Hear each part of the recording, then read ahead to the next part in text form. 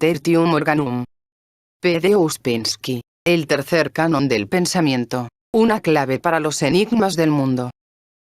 Capítulo cuarto. ¿En qué dirección puede estar la cuarta dimensión?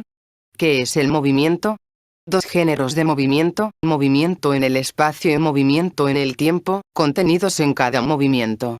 ¿Qué es el tiempo? Presente, pasado y futuro. Wund y la cognición sensoria. Atientas a través de la vida. ¿Por qué no vemos el pasado y el futuro? Una nueva extensión en el espacio y el movimiento en ese espacio. Dos ideas contenidas en el concepto del tiempo. El tiempo como la cuarta dimensión del espacio. Imposibilidad de entender la idea de la cuarta dimensión sin la idea del movimiento. La idea del movimiento y el sentido del tiempo. El sentido del tiempo como el límite, superficie, del sentido del espacio. La idea de Riemann sobre la traslación del tiempo en el espacio en la cuarta dimensión. Hinton y la ley de las superficies. El éter como superficie. De la analogía entre la relación de figuras dimensionales inferiores con figuras dimensionales superiores, hemos establecido el hecho de que un cuerpo tetradimensional puede considerarse como la huella del movimiento de un cuerpo tridimensional en una dirección no contenida en él, o sea, que la dirección del movimiento en la cuarta dimensión está fuera de todas las direcciones posibles en un espacio tridimensional. ¿Cuál podrá ser esta dirección? A fin de responder esta pregunta, debemos ver si sabemos de algún movimiento en una dirección no contenida en el espacio tridimensional. Sabemos que todo movimiento en el espacio es acompañado por lo que podemos llamar movimiento en el tiempo. Además, sabemos que aún sin moverse en el espacio, todo lo que existe se mueve eternamente en el tiempo. Igualmente en todos los casos, si hablamos de movimiento o ausencia de movimiento, tenemos en la mente la idea de lo que fue antes, lo que es ahora, y lo que será después. En otras palabras, tenemos en la mente la idea del tiempo. La idea del movimiento, cualquiera sea este movimiento, lo mismo que la idea de la ausencia del movimiento, está vinculada indisolublemente con la idea del tiempo. Todo movimiento o ausencia de movimiento tiene lugar en el tiempo y no puede tener lugar fuera de este. En consecuencia, antes de hablar acerca de lo que es el movimiento, deberemos responder a la pregunta: ¿qué es el tiempo? El tiempo es el enigma máximo y más difícil que enfrenta la humanidad.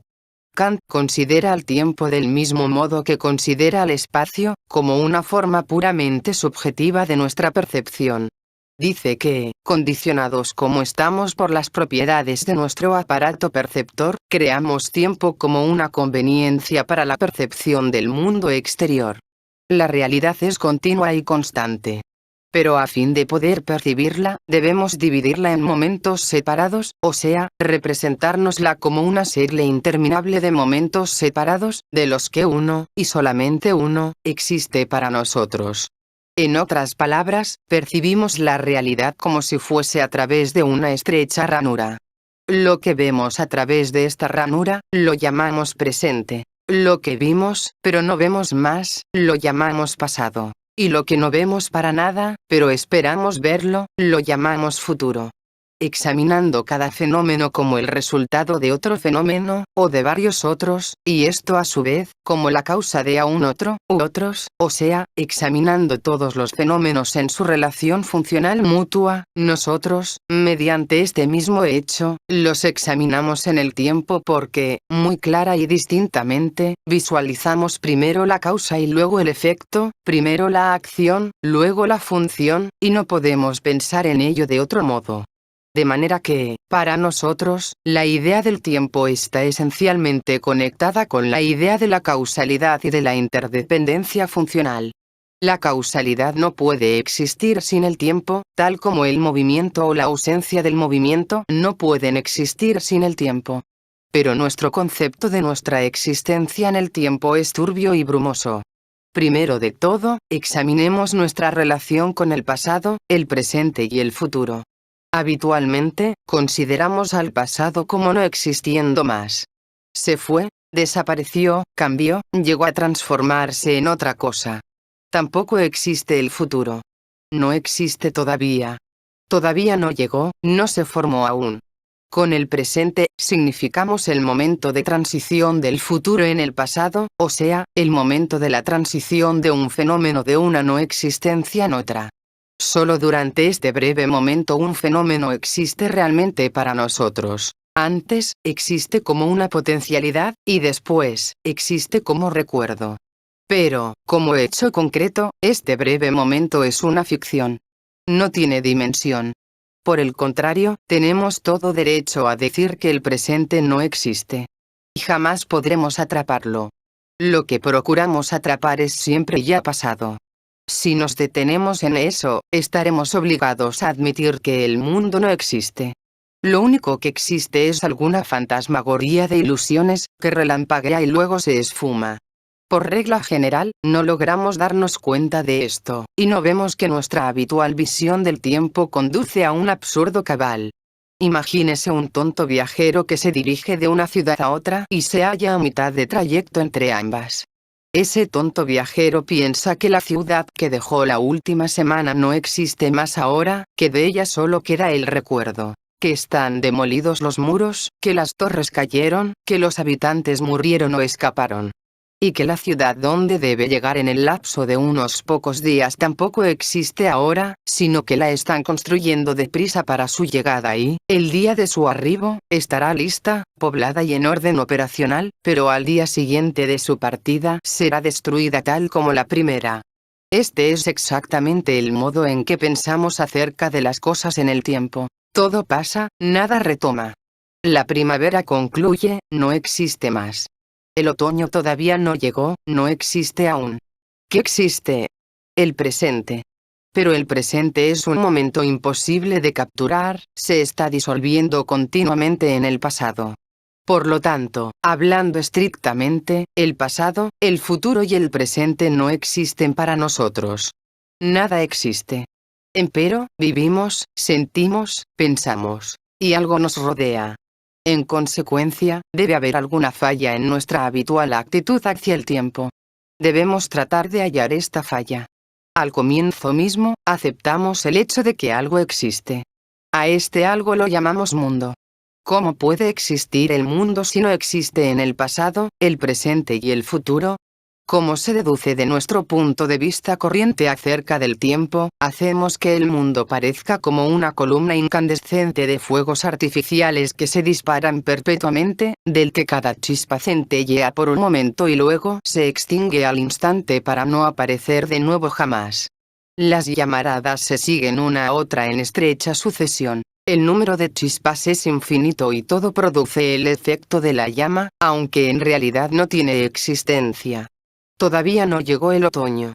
Existirá, pero ahora no existe. Y nunca cesamos de pensar cómo lo que no existe podrá aparecer. Nos movemos en un plano y aceptamos como realmente existente solo el circulito iluminado por nuestra conciencia. Todo lo que está más allá de este círculo y más allá de nuestro campo de visión lo rechazamos, y negamos su existencia. Nos movemos en el plano en una sola dirección. Esta dirección la consideramos eterna e infinita. Pero toda dirección perpendicular a ella, todas las líneas que cruce, rehusamos aceptarlas como eternas e infinitas. Pensamos que desaparecen en la inexistencia tan pronto las hemos cruzado, y que las líneas frente a nosotros no emergieron todavía de la inexistencia.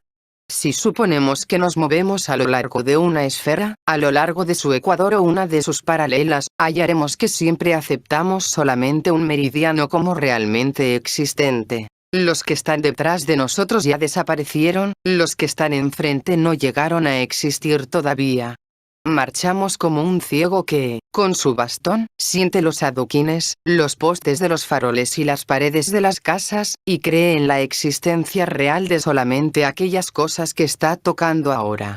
Lo que él pasó desapareció para no retomar nunca.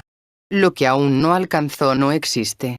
El ciego recuerda el camino que recorrió, espera encontrar un camino enfrente, pero no ve hacia adelante ni hacia atrás, porque no ve nada. Y también porque su instrumento de cognición, su bastón, tiene cierta longitud pequeñísima y más allá de este bastón empieza para él la inexistencia. En uno de sus libros, Wundt llama la atención sobre el hecho de que nuestros blasonados 5 órganos de los sentidos son meramente tentáculos por medio de los cuales tocamos el mundo alrededor de nosotros. Vivimos por el tacto, a tientas. Y jamás vemos nada. Siempre andamos a tientas en procura de todo. Con la ayuda del telescopio, del telégrafo, del teléfono, tal vez alargamos nuestros tentáculos, por decirlo así, pero no empezamos a ver. Decir que vemos sería posible solo si conociéramos el pasado y el presente. Pero no vemos y, en consecuencia, nunca podremos convencernos de la existencia de lo que no podemos sentir. Aquí tenemos la razón de por qué consideramos como realmente existente solo el círculo que nuestros tentáculos pueden asir en un momento dado. Más allá de este círculo hay solamente oscuridad e inexistencia. ¿Pero tenemos derecho a pensar de este modo? Imagínese una consciencia que no esté limitada por las condiciones de la percepción de los sentidos. Tal consciencia puede elevarse por encima del plano en el que nos movemos. Puede ver mucho más allá de los límites del círculo iluminado por nuestra consciencia ordinaria. Puede ver que no solo existe la línea a lo largo de la cual nos movemos, sino también todas las otras líneas perpendiculares a ella que ahora cruzamos, o hemos cruzado antes, o cruzaremos más tarde. Elevándose por encima del plano, esta consciencia podrá ver el plano, asegurarse de que es realmente un plano y no solamente una línea. Entonces, podrá ver el pasado y el futuro que están juntos y existen simultáneamente. La consciencia que no está limitada por las condiciones de la percepción de los sentidos puede adelantarse al tonto viajero, escalar una colina, y ver desde la distancia la ciudad hacia la cual aquel se dirige. Podrá convencerse de que esta ciudad no está siendo construida de nuevo para cuando aquel llegue, sino que ya existe por sí misma, muy independientemente de él. Podrá mirar hacia atrás y ver en el horizonte las torres de la ciudad que el viajero abandonó. Y convencerse de que las torres no se derrumbaron, que la ciudad continúa en pie y viva como lo estaba y vivía antes de la llegada del viajero. Tal consciencia puede elevarse por encima del plano del tiempo y ver la primavera detrás y el otoño delante, ver simultáneamente las flores que se desarrollan y el fruto que madura. Puede curar al ciego de su ceguera y hacerle ver el camino que recorrió y el que tiene delante. El pasado y el futuro no pueden ser inexistentes, pues, si no existen, tampoco existe el presente. Deben existir juntos en algún sitio, solo que no los vemos. El presente, como opuesto al pasado y al futuro, es la más irreal de todas las irrealidades. Debemos admitir que el pasado, el presente y el futuro no difieren entre sí de modo alguno, que la única cosa que existe es el presente, el ahora eterno de la filosofía india. Pero no lo vemos, porque en cualquier momento dado solo estamos conscientes de un pequeño fragmento de este presente. Este fragmento lo consideramos como realmente existente, y negamos existencia real a todo lo demás. Una vez que aceptemos esto, nuestra visión concerniente a todo lo que nos rodea deberá experimentar un gran cambio. Habitualmente, consideramos al tiempo como una abstracción hecha por nosotros cuando observamos el movimiento existente. Es decir, creemos que al observar el movimiento o los cambios en las relaciones entre las cosas, y comparar las relaciones que existían antes, que existen ahora y que pueden existir en el futuro, desarrollamos la idea del tiempo. Luego veremos hasta dónde es correcto este criterio. Además, nuestra idea del tiempo está compuesta por el concepto del pasado, el concepto del presente y el concepto del futuro. Los conceptos del pasado y del presente, aunque muy vagos, son uniformes. Pero con respecto al futuro hay una gran variedad de criterios. Para nosotros es esencial examinar estas teorías del futuro como existen en la mente del hombre moderno. Hay dos teorías principales, la de un futuro predestinado y la de un futuro libre. La teoría de la predestinación se discute del siguiente modo. Se afirma que todo acontecimiento futuro es el resultado de acontecimientos pasados y es tal como es y no otro, debido a cierta dirección de las fuerzas contenidas en los acontecimientos precedentes. En otras palabras, esto significa que los acontecimientos futuros están enteramente contenidos en los acontecimientos precedentes, y si fuéramos a conocer la fuerza y la dirección de todos los acontecimientos que tuvieron lugar antes del momento presente, o sea, si conociéramos todo el pasado, entonces, a través de este hecho mismo conoceríamos todo el futuro. Y es verdad que si tenemos un conocimiento cabal del momento presente en todos sus pormenores, en ocasiones podemos predecir realmente el futuro. Pero si nuestro pronóstico no resulta cierto, decimos que no conocíamos todo lo que existía, y en realidad vemos en el pasado alguna causa que había escapado a nuestra observación.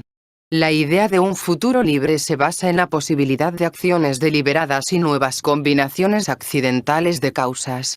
Considérese al futuro como completamente indeterminado o determinado solo parcialmente, porque a cada momento pueden surgir nuevas fuerzas, nuevos acontecimientos, nuevos fenómenos, que hasta ahora habían estado dormidos.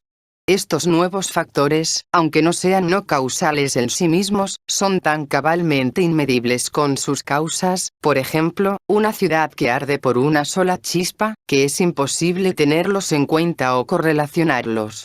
Esta teoría afirma que una misma acción puede producir resultados diferentes. Una misma causa puede originar diferentes efectos. Además, plantea la hipótesis de que las acciones volitivas muy deliberadas por parte de un hombre pueden causar un cambio completo en los acontecimientos subsiguientes de la vida de él y de otras personas. Quienes sostienen la teoría de la predestinación afirman que no hay ni puede haber nada accidental, que las cosas que llamamos accidentales son solo aquellos acontecimientos de los que no vemos las causas debido a nuestras limitaciones, y que los diferentes efectos resultantes de causas que nos parece que son las mismas ocurren porque las causas mismas son realmente diferentes y solo parecen ser las mismas debido al hecho de que no las conocemos suficientemente y no las vemos con bastante claridad. La disputa entre la teoría de un futuro predestinado y la teoría de un futuro libre es interminable. Ni una ni otra pueden adelantar nada decisivo. Y esto es así porque ambas teorías son demasiado literales, demasiado rígidas, demasiados materiales, y una excluye a la otra. Ambas dicen, o esto o aquello. Por un lado, el resultado es una fría y completa predestinación. Venga lo que viniere, nada podrá cambiarse, lo que será mañana fue predestinado decenas de millares de años atrás. Y por el otro, alguna suerte de vida en la punta de una aguja, llamada el presente, rodeada por todos lados por el abismo de la inexistencia, un viaje dentro de un país que aún no existe, una vida en un mundo que nace y muere a cada momento, en el que nada retorna jamás. Estos criterios opuestos están equivocados por igual, porque aquí, como en muchos otros casos, la verdad está en una unificación de estos dos conocimientos opuestos en una sola totalidad. En cada momento dado, todo el futuro del mundo está predestinado y existente, pero está predestinado condicionalmente, o sea, debe haber uno u otro futuro de acuerdo con la dirección de los acontecimientos del momento dado, si no entra un nuevo actor. Y un nuevo factor solo podrá entrar del lado de la conciencia y la voluntad resultante de esta.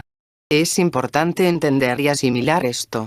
Además, nuestra falta de comprensión de la relación entre el presente y el pasado nos impide tener una comprensión correcta de la relación del presente con el futuro.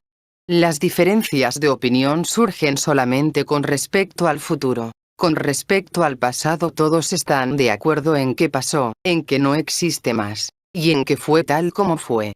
En este pasado radica la clave para comprender los errores en nuestra visión del futuro. El hecho es que, en realidad, nuestra relación con el pasado y el futuro es mucho más compleja de lo que parece.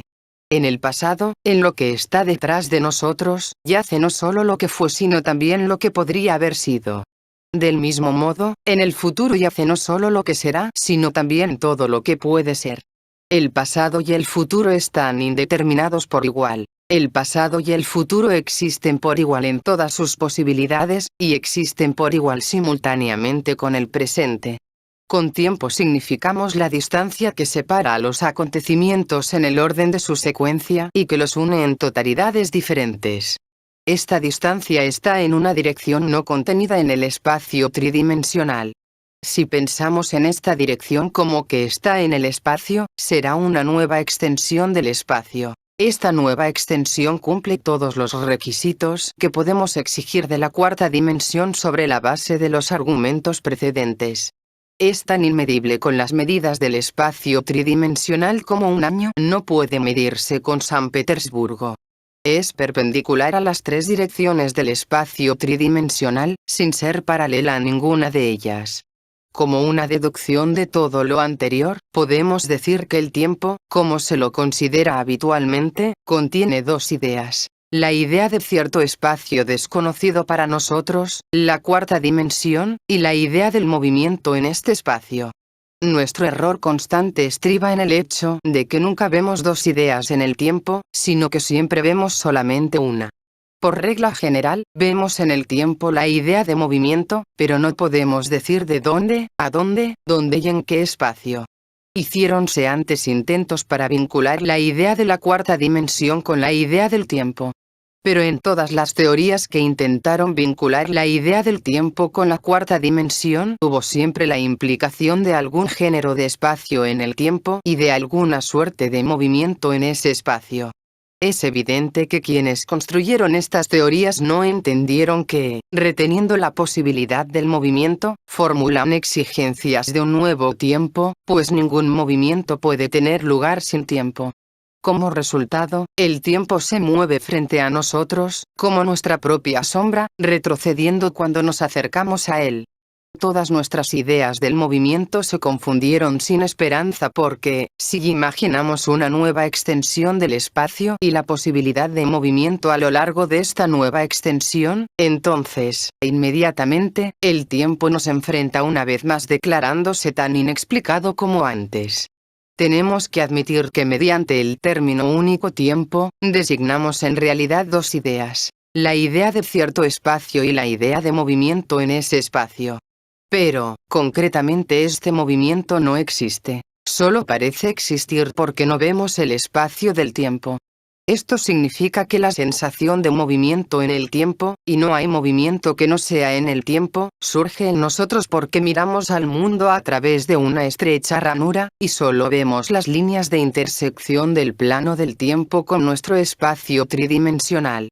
De esta manera, debemos reconocer la profunda inexactitud de la habitual teoría de que la idea del tiempo la desarrollamos partiendo de nuestra observación del movimiento y no es otra que la idea de secuencia que observamos en el movimiento.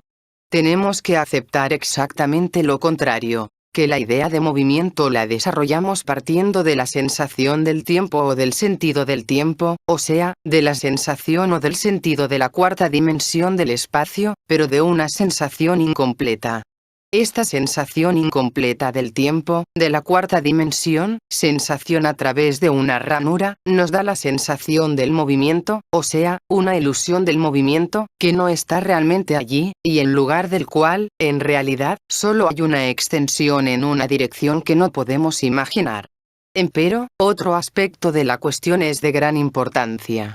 La cuarta dimensión está conectada con el tiempo y con el movimiento. Pero no podremos entender la cuarta dimensión mientras no entendamos la quinta dimensión. Procurando mirar al tiempo como un objeto, Kant dice que tiene una sola dimensión. Esto significa que él se representa al tiempo como una línea que se extiende desde un futuro infinito dentro de un pasado infinito. Somos conscientes de un punto en esta línea. Siempre solamente un punto. Este punto no tiene dimensión porque lo que llamamos el presente en el sentido corriente de la palabra es solo el pasado reciente y en ocasiones también el futuro inmediato. Esto sería correcto en relación con nuestra idea ilusoria del tiempo. Pero en realidad, la eternidad no es una extensión infinita del tiempo, sino una línea perpendicular al tiempo. Pues, si la eternidad existe, cada momento es eterno. La línea del tiempo avanza en el orden de secuencia de los acontecimientos de acuerdo con su interdependencia causal, primero la causa, luego el efecto. Antes, ahora, después. La línea de la eternidad avanza en una dirección perpendicular a esta línea. Es imposible entender al tiempo sin formarse una idea de la eternidad, tal como es imposible entender el espacio sin la idea del tiempo. Desde el punto de vista de la eternidad, el tiempo de ningún modo difiere de las otras líneas y extensiones del espacio, largo, ancho y alto. Esto significa que tal como el espacio contiene cosas que no vemos o, para expresarlo de modo diferente, más cosas existen de las que vemos, así en el tiempo, los acontecimientos existen antes de que nuestra consciencia entre en contacto con ellos, y existen aún después que nuestra consciencia se retiró de ellos. En consecuencia, la extensión en el tiempo es la extensión en un espacio desconocido y por tanto, el tiempo es la cuarta dimensión del espacio. Debemos examinar la cuestión del tiempo como un concepto espacial relativo a nuestros dos datos, la vida universal y nuestra vida interior. La idea del tiempo surge de nuestra cognición del mundo a través de la percepción de los sentidos. Ya se señaló que debido a las propiedades de nuestra percepción sensoria, vemos al mundo como si fuese a través de una estrecha ranura. Esto origina varias cuestiones. 1. ¿Por qué existe el movimiento aparente en el mundo? En otras palabras, ¿por qué no siempre vemos la misma cosa a través de esta ranura? ¿Por qué tienen lugar cambios detrás de la ranura, que crean la ilusión del movimiento? O sea, ¿cómo y por qué el foco de nuestra percepción se nos muda de un sitio al otro en el mundo de los fenómenos? Además, no debemos olvidar que a través de la misma ranura por la que vemos el mundo, también nos miramos y vemos en nosotros cambios similares a los cambios en todo lo demás. 2. ¿Por qué no podemos ampliar esta ranura? Es esencial tratar de contestar estas preguntas.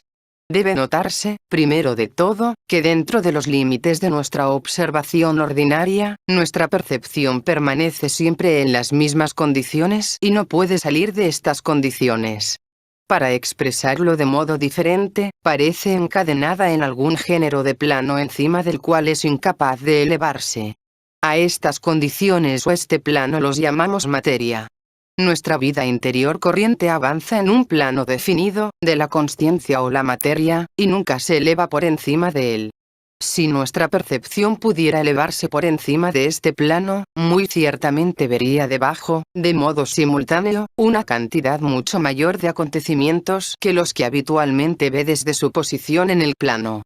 Si un hombre escala una montaña o sube en un globo, ve simultáneamente y a la vez muchísimas cosas que es imposible ver simultáneamente y a la vez cuando está en la tierra. El movimiento de dos trenes uno hacia el otro, que deberá tener por resultado un choque frontal. La aproximación de un destacamento enemigo a un campamento que duerme. Dos ciudades separadas por una cordillera, etc.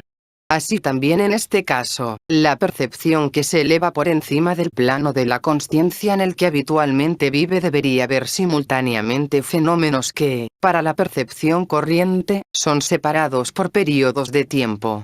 Estos serían fenómenos que la consciencia ordinaria nunca ve juntos como causa y efecto. Por ejemplo, trabajo y paga, delito y castigo, el movimiento de trenes uno hacia el otro y el choque. La aproximación del enemigo y la batalla, la salida del sol y el ocaso, la mañana y la tarde, el día y la noche, primavera, verano, otoño e invierno, el nacimiento y la muerte de un hombre.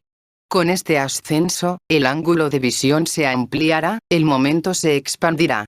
Si imaginamos la percepción que tiene lugar en un nivel por encima de nuestra consciencia, y que posee un ángulo más amplio de visión, esta percepción podrá captar como algo simultáneo, o sea como un solo momento, todo lo que para nosotros tiene lugar en cierto periodo de tiempo, un minuto, una hora, un día, un mes. Dentro de los límites de su momento tal percepción será incapaz de separar antes, ahora y después. Para ella, todo esto será ahora. Ahora se expandirá. Pero, para que esto tenga lugar es necesario que seamos capaces de librarnos de la materia, porque la materia no es otra cosa que las condiciones del tiempo y del espacio en que vivimos. Se suscita la cuestión, ¿podrá la consciencia ir más allá de las condiciones de una existencia material dada sin experimentar ella misma un cambio fundamental, o sin desaparecer por completo en el sentido corriente como dirían los positivistas? Esta es una cuestión muy debatible. Más tarde, daré ejemplos y argumentos en favor de esta idea de que nuestra consciencia puede salir de las condiciones de una materialidad dada. Ahora quiero establecer qué debería tener lugar cuando ella efectivamente sale. El resultado debería ser precisamente la expansión del momento. Todo lo que percibimos en el tiempo se convertiría en un solo momento en el que el pasado, el presente y el futuro serían visibles todos a la vez. Esto muestra la relatividad del movimiento, en la medida en que para nosotros depende de las limitaciones del momento, y este momento incluye solamente una pequeña parte de las impresiones de la vida que admitimos. De modo que tenemos todo derecho para decir que en vez de que el tiempo se deduzca del movimiento, es el movimiento el que se siente debido al sentido del tiempo. Tenemos este sentido. En consecuencia, sentimos el movimiento.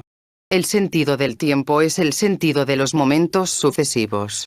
Si no tuviéramos sentido del tiempo, no sentiríamos el movimiento. Pero el sentido mismo del tiempo es la frontera o la superficie de nuestro sentido del espacio. Donde termina el sentido del espacio, empieza el sentido del tiempo. Sea claro que, en sus propiedades, el tiempo es idéntico al espacio, o sea, posee todos los atributos de la extensión del espacio. Empero, no lo sentimos como extensión del espacio, sino que lo sentimos como tiempo, o sea, como algo específico, inexpresable en cualesquiera otras palabras, ligado indisolublemente con el movimiento.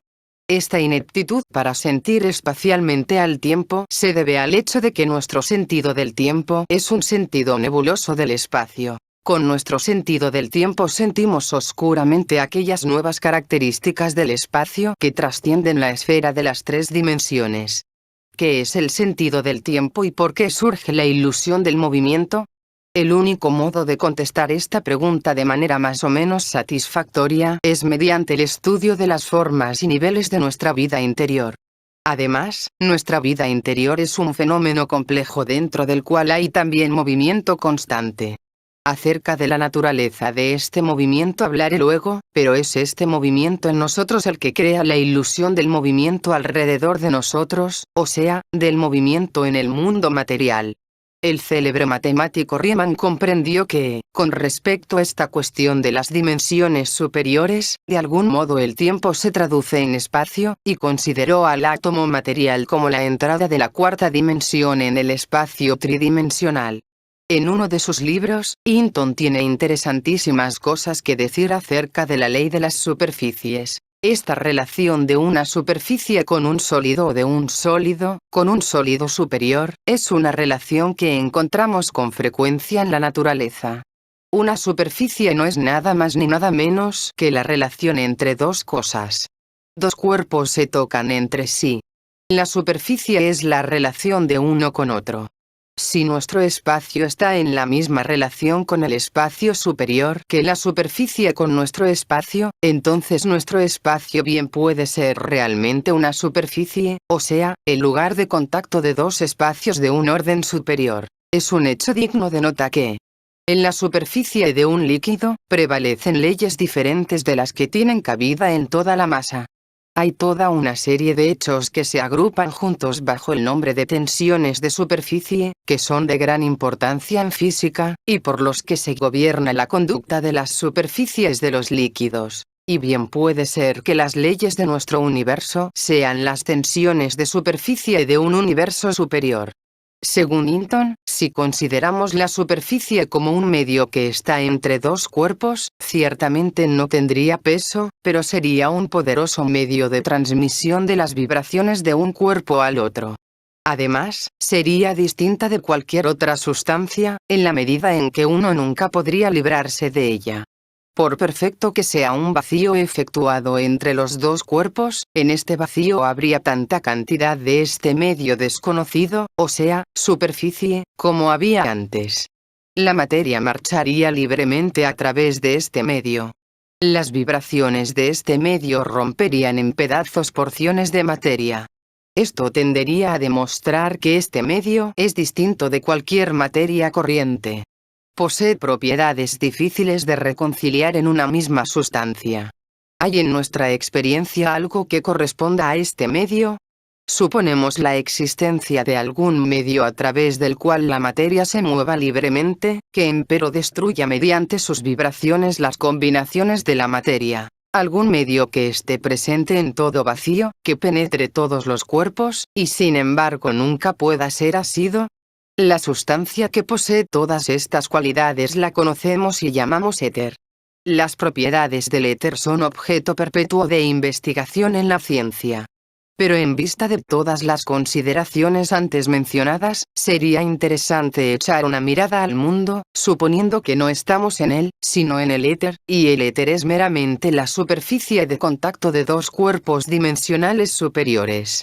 Aquí, Hinton expresa un pensamiento extremadamente interesante. Con la idea del tiempo vincula a la idea del éter, que según las opiniones materialistas o incluso energetistas de la física moderna, sigue siendo completamente improductivo y conduce a un punto muerto.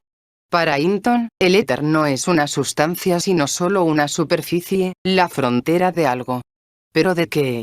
Nuevamente, no de una sustancia, sino que es solo el límite, la superficie, la frontera de una forma de percepción y el comienzo de otra. Aquí, en una frase, los muros y vallados del punto muerto materialista se derrumban, y, ante nuestro pensamiento, se revelan panoramas nuevos e inexplorados.